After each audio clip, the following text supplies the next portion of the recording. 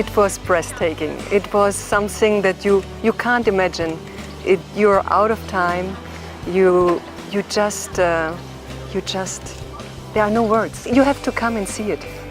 You can't describe it.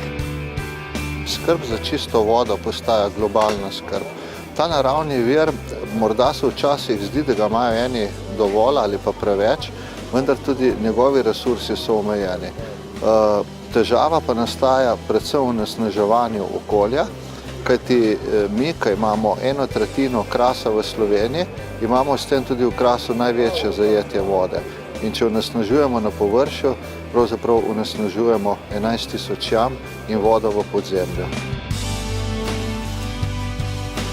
Well, the cave completely, just puts you in a whole, in this underworld world that, you don't expect coming in, and you're just so mesmerized by it. If you respect water, it's kind of like you respect one another also, and you respect your environment and other people. It's very important to, outbring this information to children so that, they're conscious about it in their early ages, and therefore can, grow up also having all that knowledge and making changes. We got some water from the caves, and from inside the cave. From inside the caves, the water that also the olms or the little dragons are in, and this water we will bring to Monaco, to our Passion Sea site, and we will keep that in memory for clean and crystal clean water.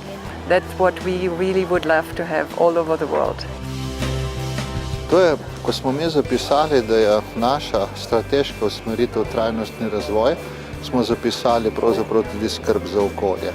In ker je reka Pivka stvariteljica Postojnske jame in kapljica tisti del vode, ki je ustvarila vse kapniške oblike, je logično, da nam je morda voda najbližje.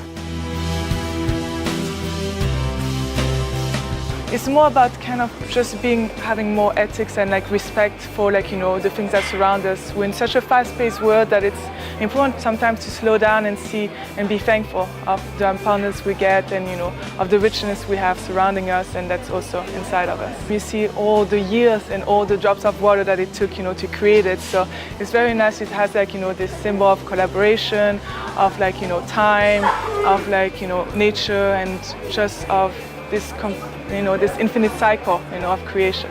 In ravno očuvanje ogroženih živalskih vrst je danes tisto, kar človek lahko največ naredi tudi za prihodnje rodove.